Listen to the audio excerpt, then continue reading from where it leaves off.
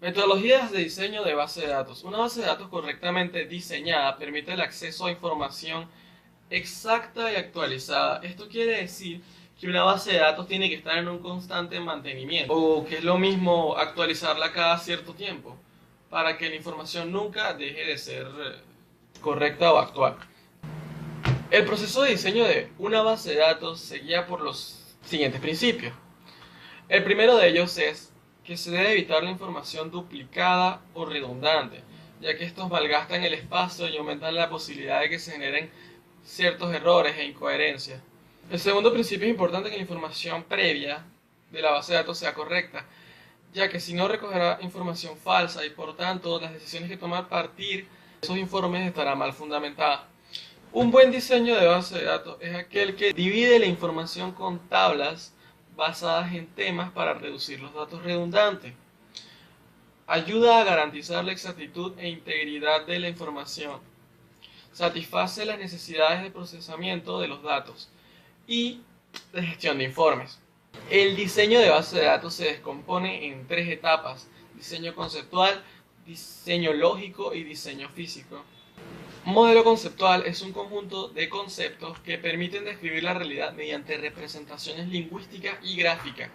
Los modelos conceptuales deben poseer una serie de propiedades como expresividad, simplicidad, minimalidad y formalidad. Esto quiere decir que un modelo conceptual debe ser simple, expresivo, corto, pero formal. El modelo conceptual más utilizado es el modelo entidad-relación. El diseño lógico. Partiendo del diseño conceptual obtenido en la fase anterior, llegamos al diseño lógico. Transformamos las entidades relaciones obtenidas del modelo anterior en tablas. Para ello usamos la normalización. La normalización es el proceso de simplificación de datos que compone una base de datos relacional, como un diseño eficaz de tabla, y que persigue como objetivo principal minimalizar la duplicidad de información. Es decir, trata de prevenir inconsistencias, evitar los errores de redundancia, entre otras. El proceso de normalización consiste básicamente en la aplicación de un conjunto de reglas que buscan ordenar la información. Ordenar la información, minimizar redundancias, eliminar anomalías de actualización y proveer el mejor acceso a cualquier dato. Este procedimiento se divide en tres formas, en 5 formas, pero las 3 primeras son las fundamentales y de hecho las que se usan, que resuelven casi cualquier base de datos. La primera forma normal busca asegurar que todas las entidades estén identificadas de forma única y por combinación de atributos o relacionales. Se refiere a cualquier archivo que posea un valor por campo, la relación entre llave primaria y archivo, y cada uno de los otros campos debe ser de 1 a 1. Esto quiere decir que los datos tienen que estar relacionados entre sí por una palabra clave. Por lo tanto, dicho de una manera primaria, debemos eliminar los grupos repetidos de datos hasta que cada dato tenga una llave primaria para cada ocurrencia. La segunda forma normal ocurre si una tabla está en primera forma normal, claro está, ya que es la que sigue después. Y además, cada atributo que no sea clave depende de forma funcional, completa, con respecto a cualquiera de las claves. Todas las claves principales deben hacerse dependientes del resto de los atributos.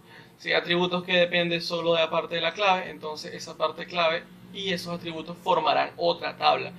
Esto quiere decir que a partir de la segunda forma normal, los datos que no dependan entre sí con una sola llave palabra clave formarán parte de otra tabla. La tercera forma normal busca eliminar los atributos dependientes. Quiere decir esto, los atributos que no sean parte del identificador único, pues pasarán a formar otra tabla. Esto ocurre, claro está, después de la segunda forma normal. Además, ningún atributo que no sea clave depende transitivamente de las claves de la tabla.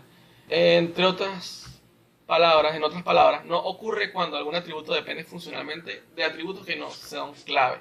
Luego de desglosar la base de datos en tablas, a través del proceso de la normalización de la primera, segunda y tercera fase normal, podría pasarse a hablar de un diseño físico. El diseño físico de una base de datos se origina en el esquema lógico de esta, ya que viene después de todo el proceso de normalización y depende totalmente al sistema de gestor de base de datos, ya que optimiza el rendimiento y a la vez que asegura la integridad de los datos al evitar repeticiones innecesarias de datos durante el diseño físico.